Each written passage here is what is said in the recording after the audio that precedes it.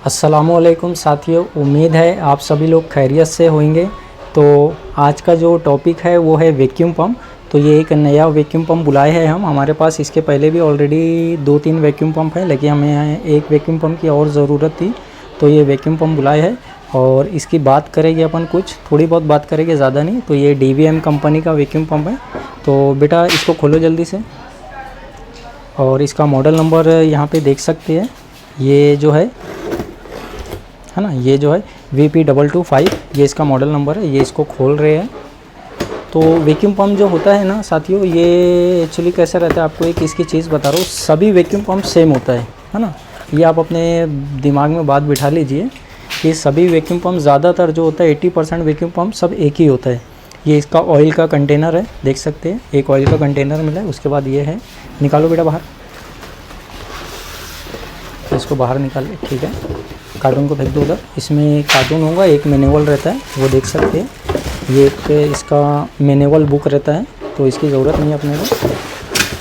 तो ये सब अलग रखो। ये अपना वैक्यूम पंप निकल गया। तो ये देख सकते हैं, इसका लीड है। और वैक्यूम पंप को आपको दिखा देता हूँ मैं सब तरफ से पहले।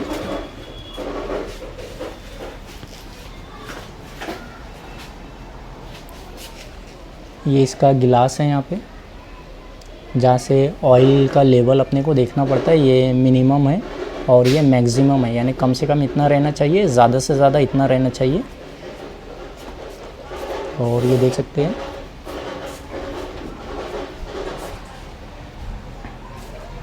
और यहाँ पे एक स्विच है, ये जो है ऑन ऑफ के लिए एक स्विच है यहाँ पे। और यहाँ पे इसका, और ये एक 1/4 के चार्जिंग लाइन के लिए दिया गया है, ठीक है, जहाँ से वैक्यूम किया जाता है। और ये इसकी डिटेल है, यहाँ पे देख सकते हैं। ये DVM का 2 स्टेज वैक्यूम पंप है। मॉडल है VP225 और ये 3 CFM का, यानी 3 CFM का वैक्यूम पंप है। मोटर इसका 1/3 है, ठीक है साथियों। तो ये 2 स्टेज का वैक्यूम पंप है। अब ये वैक्यूम पंप यूज़ क्यों करना चाहिए, है ना, एक सवाल ये आता है, वैक्यूम पंप यूज़ क्यों करना चाहिए। तो देखो क्या होता है साथियों, वो एक वैक्यूम पंप भी रहता है, दूसरा एक वैक्यूम कंप्रेसर भी लोग यूज़ करते हैं। रखो बेटा यहाँ पे। एक इस टाइप का कोई कंप्रेसर रहता है, यहाँ बैठने को दो मेरे को। इस टाइप का एक कंप्रेसर जो टेक्नीशियन भाई होते हैं हमारे, ज़्यादातर लेके घूमते हैं। एक तरफ से डिस्चार्ज, एक तरफ से सक्शन होता है, यहाँ से फेंकेगा, यहाँ से खींचेगा। तो इसी से क्या करते हैं, वैक्यूम कर लेते हैं ना। और इससे भी वैक्यूम होता है। तो कोई अगर से मेरे से पूछेगा सर ये कंप्रेसर ही ठीक है वैक्यूम के लिए, है ना, तो मैं उसको भी बोलूँगा हाँ भाई कंप्रेसर ही ठीक है। और कोई अगर से बोलेगा मुझे कि हाँ सर वैक्यूम पंप ही ठीक रहता है कंप्रेसर के हिसाब, कंप्रेसर से अच्छा बेस्ट वैक्यूम पंप होता है, तो मैं बोलूँगा हाँ आप सही बोल रहे हो, वैक्यूम पंप ही सही है। अब आप बोलोगे कि दोनों सही कैसे, क्योंकि क्या होता है, जब तक का जो कंप्रेसर यूज़ करने वाला है ना वैक्यूम के लिए, वो इस वैक्यूम पंप को जब तक का यूज़ नहीं करेगा, तो अपन उसको बोल के बता नहीं सकते, उसका रिज़ल्ट जो है बोल के उसको समझा नहीं सकते। जब तक वो खुद से होके वैक्यूम पंप नहीं लेके आएगा, है ना, और यूज़ नहीं करेगा, तब तक उसको पता नहीं चलेगा कि वैक्यूम पंप होता क्या चीज़ है। अब वैक्यूम पंप किस लिए काम आता है और किस लिए अपन यूज़ करते हैं, वो आपको बता देता हूँ। देखिए इसमें और इसमें क्या डिफरेंस होता है, वो अभी मैं आपको बता देता हूँ कि अपन ये यूज़ करें और ये यूज़ करें तो क्या फ़र्क है। एक देखिए, अपन इसको अगर से वैक्यूम के लिए एक फ्रिज के अंदर में लगाते हैं तो क्या होगा, ये फ्रिज की सिर्फ हवा बाहर निकाल देगा, ठीक है। फ्रिज के पाइप के अंदर में, है ना, जो हवा भरे रहेगी वो सिर्फ बाहर निकाल देगा ये कंप्रेसर, वैक्यूम कंप्रेसर। लेकिन इसके अलावा मॉइस्चर नहीं निकालेगा। और वैक्यूम पंप क्या करता है, हवा के साथ साथ मॉइस्चर भी निकालता है। अब आप बोलेंगे मॉइस्चर कैसे निकलता है, तो देखिए क्या होता है, जब ये इससे अपन अभी वैक्यूम कर रहे हैं समझ लीजिए, तो सिर्फ एयर निकलेगा। इसका इतना ही ताकत है कि सिर्फ एयर निकाल के छोड़ देगा, एयर से ज़्यादा कुछ नहीं निकाल सकता। अब इधर आएंगे अपन वैक्यूम पंप पे, तो ये क्या करेगा, एयर निकालेगा, एयर के साथ साथ मॉइस्चर निकालेगा। मॉइस्चर कैसे निकालेंगे, देखिए पहले तो एयर निकल जाएगी, है ना। तो अब जो पाइप के अंदर में, है ना, पाइप के अंदर में जो डायमीटर रहता है, गोलाई रहती है पाइप की, उसके पाइप के जो गोलाई रहती है उसके ऊपर में मॉइस्चर चिपके रहता है। अब मॉइस्चर कैसे, जो हवा रहती है ना, हवा के अंदर मॉइस्चर रहता है, वो पाइप की दीवारों पे चिपक जाता है मॉइस्चर। अब ये जो वैक्यूम पंप होता है वो उसको इतना डीपली वैक्यूम करता है, इतना डीपली वैक्यूम करता है कि वो जो मॉइस्चर होता है वो भाप बन के उड़ता है है ना, वो भाप की शक्ल में कन्वर्ट हो जाता है मतलब, और जैसे ही भाप की शक्ल में कन्वर्ट होता है तो ये उसको खींच लेता है। तो समझ में आया मैं क्या बोलना चाह रहा हूँ कि वैक्यूम पंप का काम क्या है, मॉइस्चर को सिस्टम से बाहर निकालना, है ना। वैक्यूम पंप का काम है मॉइस्चर को सिस्टम से बाहर निकालना, तो ये वो काम नहीं कर पाता। आप रिज़ल्ट की बात करोगे, जैसे इससे वैक्यूम करोगे ना तो चोकिंग का प्रॉब्लम वगैरह आएगा, कूलिंग इफ़ेक्ट में फ़र्क पड़ेगा, और इससे वैक्यूम करेंगे तो बहुत बेस्ट रिज़ल्ट मिलता है। और दूसरी बात, जैसे इससे अपन वैक्यूम करते हैं ना, तो समझ लीजिए 20 मिनट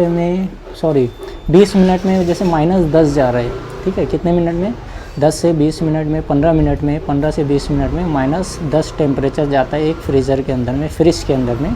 और यदि अपन इससे वैक्यूम करेंगे तो वही रिज़ल्ट देखेगा आपको 7 से 8 मिनट में -10 हो जाएगा, क्योंकि ये मेरा प्रैक्टिकल है, आजमाया हुआ है, मैंने ये खुद करके देखा है कि इससे वैक्यूम करोगे तो 15 मिनट 20 मिनट लेगा -10 टेम्परेचर लाने के लिए, और इससे वैक्यूम करेंगे तो 8 से 10 मिनट के अंदर में -10 हो जाता है।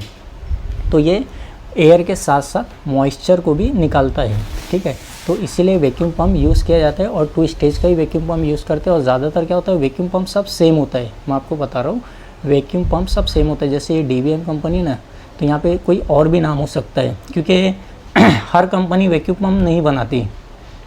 जिस कंपनी को वैक्यूम पम्प बेचना रहता है वो कंपनी से कांटेक्ट करता है डायरेक्ट, जहाँ वैक्यूम पम्प बनता है जहाँ वैक्यूम पम्प बनता है वहाँ से कांटेक्ट करता है, और वो अपने नाम का वैक्यूम पम्प बनाता है। इसीलिए क्या होता है, मार्केट में आप देखोगे जैसे कि ये DVM कंपनी का आपको ये वैक्यूम पम्प दिख रहा है ना, ये DVM कंपनी का दिख रहा है, और बिल्कुल सेम पीस आपको दिखेगा, कोई और नाम से दिखेगा, कोई और ब्रांड से दिखेगा, हल्का सी चेंजेस रह सकता है, हो सकता है इसका कलर चेंज रहेगा, ये स्विच यहाँ पे है तो स्विच आपको इधर मिल जाएगी, हैंडल का हल्का सा फ़र्क मिलेगा, ज़्यादा डिफरेंस नहीं आता, बाकी सब चीज़ आपको सेम मिलेगी, है ना। तो ये हर कोई ये नहीं कंपनी वैक्यूम पम्प नहीं बनाती, बस 1 से 2 कंपनी है वैक्यूम पम्प बनाती है, बाकी सब परचेज़ करते हैं उससे अपने नाम से, और अपना लेबल बनवाते, अपने नाम का यानी लेबल लगवा के आगे सेल करते। तो सभी वैक्यूम पम्प सेम रहता है, और कंपनी के हिसाब से इसके प्राइस बनते हैं, जैसी कंपनी रहेगी उसके हिसाब से इसका प्राइस निकालेगी। ये DVM कंपनी का वैक्यूम पम्प है, ये 7000 के आसपास आपको मार्केट में आसानी से मिल जाएगा, 7000 के अंदर में ही मिल जाएगा जहाँ तक अंदाज़ा है मेरा। ये तो मुझे कंपनी से आया तो मैं इसका आपको प्राइस नहीं बता सकता, ये डायरेक्ट आपको यानी मार्केट में जो है 7000 के आसपास या उसके अंदर में आपको मिल जाएगा। ये 2 स्टेज का बहुत ही बेस्ट वैक्यूम पम्प होता है, और इसका जो ऑयल है इसको यूज़ करने के लिए अपन क्या करते हैं, पहले ये जो कंटेनर है, ये कंटेनर से इसमें ऑयल डालेंगे, कम से कम लेवल इतना रहना चाहिए, ज़्यादा से ज़्यादा इतना रहना चाहिए, इससे ज़्यादा नहीं रहना चाहिए।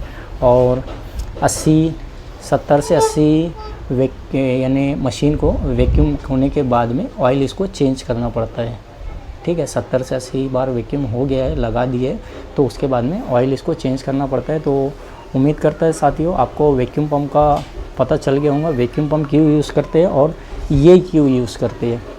ये सिर्फ एयर निकालेगा, ये एयर के साथ साथ मॉइस्चर भी निकालेगा, और किस तरीके से मॉइस्चर निकालेगा वो अभी मैंने आपको बताया। तो साथियों अपन एक काम और करते हैं कि इसको चालू करके एक बार देखते हैं। इसको खोलो बेटा, इसमें ऑयल डालो, ये खोलो, यहाँ से देखिए इसमें ऑयल डालते हैं अपन, ठीक है। ये ऑयल है, हाँ खोलो, ये इसका कंटेनर खोलेंगे और ऑयल को इसमें डालेंगे, निकाल लो। ये वैक्यूम पंप जो होता है ज़्यादातर सब एक ही जैसे रहेगा, बस कंपनी का नाम चेंज रहेगा और प्राइस में डिफरेंट रहेगा, प्राइस अलग अलग रहेगा। अगर से आपको चाहिए ये वैक्यूम पंप तो मुझसे ले सकते हैं, मैं ये वाला वैक्यूम पंप अभी है हमारे पास में अवेलेबल। और इसके पहले के जो वैक्यूम पंप थे हमारे पास सब छोटे वाले थे, मतलब वो हाई स्पीड वाले जो आते हैं वो थे। डालो बेटा, ठीक है। ये ऑयल डाल रही है और यहाँ से इसका लेवल है, लेवल देखेंगे अपन, डाल देगा, वो चलेगा ना, गिरेगा कोई दिक्कत नहीं, एकदम परफेक्ट हो जाएगा। नहीं ऑयल धीरे धीरे जा रहा है, जैसे यहाँ पे धीरे धीरे फिर ऑयल का लेवल बढ़ता हुआ दिखाएगा। तो अभी थोड़ा सा बड़ा है ऑयल का लेवल, डालते जाओ बेटा। तो वैक्यूम पंप से वैक्यूम करने पे मशीन जो अपना रेफ्रिजरेटर है वो चोक नहीं होता है, तो मॉइस्चर पूरा निकाल लेता है। तो अगर से वैक्यूम पंप से वैक्यूम करें तो बहुत अच्छा रिज़ल्ट मिलता है।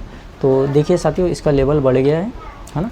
मिनिमम और मैक्सिमम के बीच में अपन ने रखे हैं, यानी कम से कम इतना ऑयल होना, ज़्यादा से ज़्यादा इतना होना। तो अपन ये दोनों के बीच में रख दिए और कुछ समय बाद भी थोड़ा सा और डाल दो बेटा, हल्का सी कम ऐसा बाद मैक्सिमम के, थोड़ा सा कम लग रहा है मुझे, थोड़ा सा और डाल देंगे अपन। तो इसका लेवल बढ़ जाएगा और ठीक है। अब इसको अपन चालू करके देखते हैं, ठीक है। ये थोड़ा सा ज़्यादा ही हो गया, ज़्यादा हो गया तो मैक्सिमम के आसपास चले गया ये। अब इसको अपन चालू करके देखेंगे। तो साथियों, इसको चालू करने के लिए अपन बोर्ड अपना ले लिए है और ये यहाँ पे ऑयल लगा है बेटा, पहले पोंछ लो कपड़े से। ये ऑयल को पोंछ लिए, अब इसका लगा दो। ये ढक्कन को लगे रहने देंगे। ये यहाँ पे सिस्टम पूरा बने रहते हैं, देख सकते हैं यहाँ पे जाली वगैरह है। तो और चालू करो बेटा, चालू करो। हाँ देखिए, यहाँ से ये बटन वाली बटन बंद करो। और देखिए 1 मिनट, यहाँ से चालू कर दी है इन्होंने बटन। अब ये यहाँ से बटन ऑफ होगी, इसलिए चालू नहीं हुआ। और जैसे यहाँ से बटन चालू करूँगा तो अपने जो बोर्ड है यहाँ पे एम्पियर भी दिखाएगा और ये साउंड भी करेगा। तो ये चालू करते हैं। देखिए ये चालू हुआ और इसका जो कॉक लगा था यहाँ पे वो उड़ गया। देखिए यहाँ से एयर निकल रहा है, यहाँ से शक कर रही है। देखिए यहाँ से मेरा उंगली है पकड़ ले रहा है, देख सकते हैं यहाँ से एयर निकल रहा है। दिखा सकता हूँ आपको मैं, देख सकते हैं कितना पावर है, यानी इसका एक कंप्रेसर के जैसे ही काम कर रहे हैं। तो इसमें इतना साउंड है और इसका एम्पियर देख सकते हैं 144 के आसपास है, 144 145 के आसपास एम्पियर है। तो बेस्ट रहता है साथियों वैक्यूम पंप। कभी भी आप काम करें तो वैक्यूम पंप का ही यूज़ करें, बिना वैक्यूम पंप के आप गैस चार्ज ना करें, क्योंकि उसमें बहुत कंप्लेंट आती है। मैं आपको बताऊंगा, अगर से 100 रेफ्रिजरेटर अपन वैक्यूम पंप से बना रहे हैं तो एक में भी कंप्लेंट नहीं आएगी आपको, चोक की ना कोई चीज़ की, अगर से अच्छे से काम करते हैं तो। क्योंकि मैं ऐसा ही करता हूँ, मैं अगर से 100 रेफ्रिजरेटर भी बनाऊँगा तो एक में भी तकलीफ़ नहीं आएंगी कि सर कूलिंग नहीं कर रहा है या चोक हो गया है। हाँ, ये हो सकता है कि लीक वगैरह का कभी कभी केस मिल जाता है, वो भी कस्टमर रेफ्रिजरेटर इधर उधर करता है तो उससे वो दिक्कत आती है। तो अब आप डिसाइड करना है, इसको बंद कर देते हैं पहले। अब आपको डिसाइड करना है, आपको वैक्यूम पंप के साथ चलना है या फिर वैक्यूम कंप्रेसर के साथ चलना है। मेरे हिसाब से तो वैक्यूम पंप बेस्ट रहता है। बाकी जो जैसा बोलेगा वैसा, आप बोलोगे कि ये सही है तो मेरे हिसाब से ये भी सही है, आप बोलोगे ये सही है तो ये भी सही है। दोनों क्यों? क्योंकि बता दिया आपको, क्योंकि जब तक अपन यूज़ नहीं करेगा वो बंदा तो अपन उसको समझा ही नहीं सकते कि ये क्या चीज़ है। तो वीडियो देखने के लिए बहुत बहुत शुक्रिया।